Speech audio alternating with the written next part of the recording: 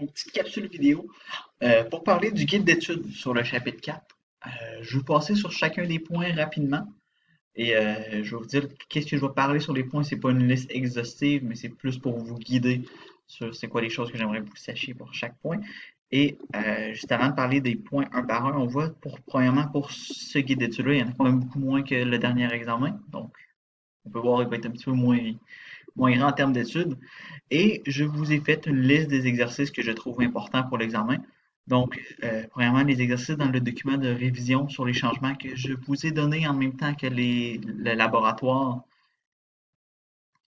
Pour le groupe 43, on a déjà fait le document au complet, mais pour le groupe 44, je vous l'ai donné en même temps que le laboratoire où on a fait du cuivre avec le brûleur Benson. Et sinon, ici, les exercices dans le cahier d'exercices. Je vais vous dire avant, on va prendre du temps en classe pour faire ces exercices-là. Donc, c'est pas tout à faire en devoir, mais c'est pour vous aider à vous guider dans ce qui est important. Sinon, si on regarde les points un par un. Premièrement, connaître les différences entre un changement chimique et physique.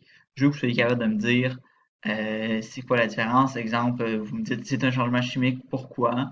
C'est un changement physique, pourquoi? Puis si je vous mets une question vrai ou faux, je vous explique une situation, puis j'ai ceci est un changement chimique, vrai ou faux. Vous savez capable de me le dire. Pourquoi? Donc, si on regarde rapidement les différences, chimique, c'est non réversible, et chimique, ça va aussi créer une nouvelle substance. Tandis que physique, c'est généralement réversible, et la substance reste la même. Donc, ça, c'est les grandes distinctions qu'on a à y faire. Sinon, je veux aussi, si on regarde le point 2, que vous soyez capable de déterminer si une réaction est un changement chimique ou un changement physique, et ensuite expliquer pourquoi. Donc, si je vous donne un glaçon qui fond dans de l'eau, je vous sais capable de dire que c'est un changement physique. Pourquoi? Car c'est un changement de phase. Donc, si on se souvient, le pourquoi des changements chimiques, on va utiliser les indices, donc les indices de changement chimique. Il faut les connaître les 5, ce qui est un des prochains points qu'on va parler dans pas trop long. Et sinon, pourquoi un changement physique? Les changements physiques, il faut se rappeler qu'il y a 3 types de changements physiques. Il y a le changement de phase, il y a le changement de forme. Donc, changement de forme, il ne faut pas oublier, ça comprend aussi la dilatation thermique. Comme par exemple, pourquoi sur le pont de Québec, il y a des petits espaces où c'est en été, le pont il va se dilater, il va prendre plus d'espace, donc ces joints-là vont se contracter, vont se fermer, tandis qu'en hiver, l'espace va augmenter. Donc la dilatation thermique, c'est aussi une forme de changement physique. Donc on a changement de phase, changement de forme, un mélange. Donc, maintenant qu'on a ça, on peut passer au prochain point.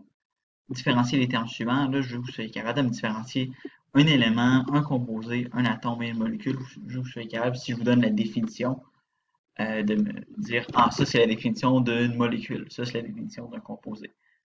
Pour ça, là, vous pouvez aller réécouter le head puzzle que j'avais fait. J'avais pris le temps d'expliquer un petit graphique fait par Alloprof.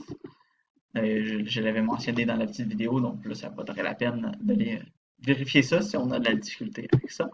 Sinon, être capable de différencier les mélanges suivants. Une solution, un mélange homogène, un mélange hétérogène. Encore une fois, si je vous décris une solution, je vous suis capable de me dire que c'est une solution. Si je vous décris un mélange hétérogène, je vous suis capable de me dire que c'est un mélange hétérogène.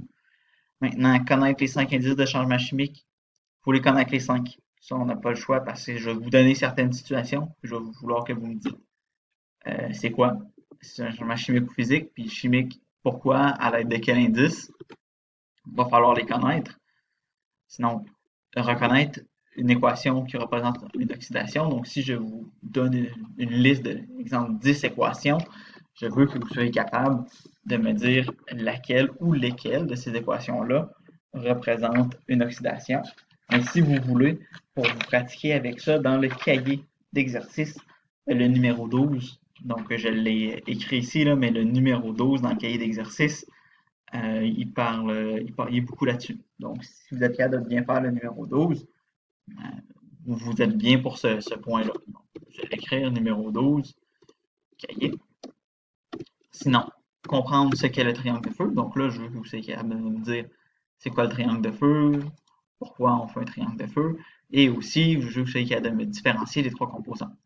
Donc, il va falloir connaître les trois composantes.